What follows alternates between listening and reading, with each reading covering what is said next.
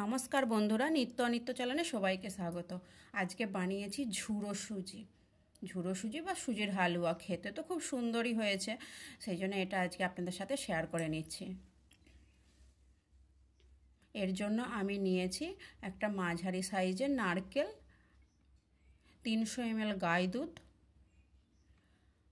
50 কিশমিশ, 200 গ্রাম সুজি, গাওয়া ঘি 50 গ্রাম, 200 গ্রাম চিনি। 200 গ্রাম সুজির জন্য 200 গ্রাম চিনি ব্যবহার করছি। 5টা এলাচ, 50 গ্রাম আমন্ড আর কাজু মিশিয়ে নিয়েছি, আর অল্প একটু নুন, আর নিয়েছি 10 গ্রামের একটা আমুলের প্যাকেট।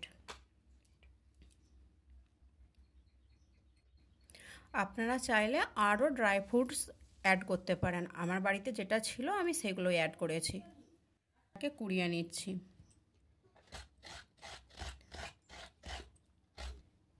নারকেল কোড়ানো হয়ে গেছে, আর বাদামটাকেও আমি দেখুন সরু সরু করে কেটে নিয়েছি। কিশমিশটাকে পরিষ্কার করে ধুয়ে নিয়েছি, আর এলাচটাকেও থেতো করে নিয়েছি।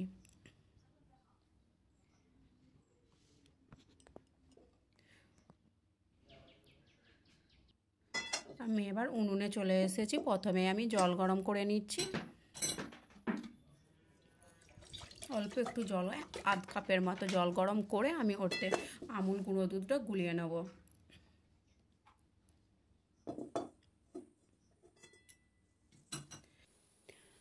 আমি এবার আমুল দুধটাকে গুলে নিচ্ছি।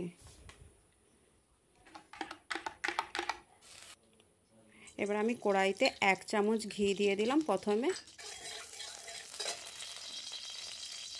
কিশমিশটাকে ভেজে নিচ্ছি, একদম হালকা করেই ভেজে নেব, খুব ডিপ করে ভাজবো না। বাদামটাকেও হালকা করে একটু নেড়ে নিচ্ছি।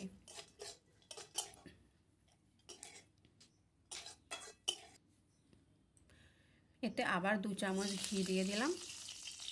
এবার আমি সুজিটাকে নেড়ে নেব। বেশ কিছুক্ষণ সুজিটাকে আমি নাড়তে থাকবো মিডিয়াম আছে।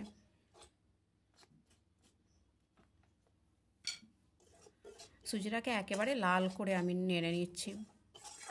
কতটা লাল রাখছি দেখুন। সুজিটা আমার লাল করে নাড়া হয়ে গেছে, দেখুন একদম ভাজা ভাজা হয়ে গেছে। এতে আমি দুধ ঢেলে দিচ্ছি। প্রথমে অল্প দুধ দেবেন, কারণ গরম থাকে তো ওটা ঠিকরে গায়ে পড়তে পারে। আমুল দুধটাকেও ঢেলে দিলাম। এতে দিয়ে দিচ্ছি চিনি। চিনিটাকে আমি পুরোই ঢেলে দেবো একটু একটু করে। অল্প একটু নুন। নারকেলটাকেও দিয়ে দিচ্ছি। আপনারা চাইলে পরেও ওগুলো অ্যাড করে করে করতে পারেন, কিন্তু আমি যাতে সহজেই এটা বানিয়ে দেখাচ্ছি সেই জন্য আমি একসাথেই সব কিছু দিয়ে দিচ্ছি। দেখুন দুধটা আমার কতটা মরে গিয়েছে, সুজিটাও কতটা ফুলে উঠেছে দেখুন।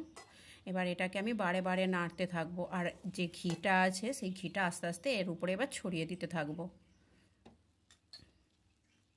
পুরো ঘিটাই এইভাবে আমি দিয়ে দেবো। এবার আর এক পদ্ধতিতে আমি করে থাকি, সেটা আরও একটু সময় বেশি লাগে। আজকে আমি সহজ পদ্ধতিটাই আপনাদের সাথে শেয়ার করছি। এইভাবেও বানালেও খুব সুন্দর খেতে হয়, আর একটা যে পদ্ধতিতে বানায় সেটাও খুব সুন্দর হয়, সেটাও একদিন আপনাদের সাথে শেয়ার করব। একটু আলাদা সেটা। দেখুন আমার অনেকটাই ঝরঝরে হয়ে আসছে। ঘিটাকে কিন্তু আমি এইভাবেই একটু একটু করে দিয়ে দিয়েছি ছড়িয়ে।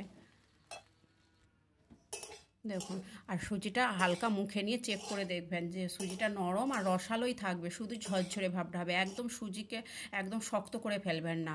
এটা কিন্তু আপনাদেরকে বারে বারে চেক করে নিতে হবে, তাহলে খেতে ভালো লাগবে না। সুজি রসালো, মুখে দিলেই যেন একদম মনে হবে নরম একদম।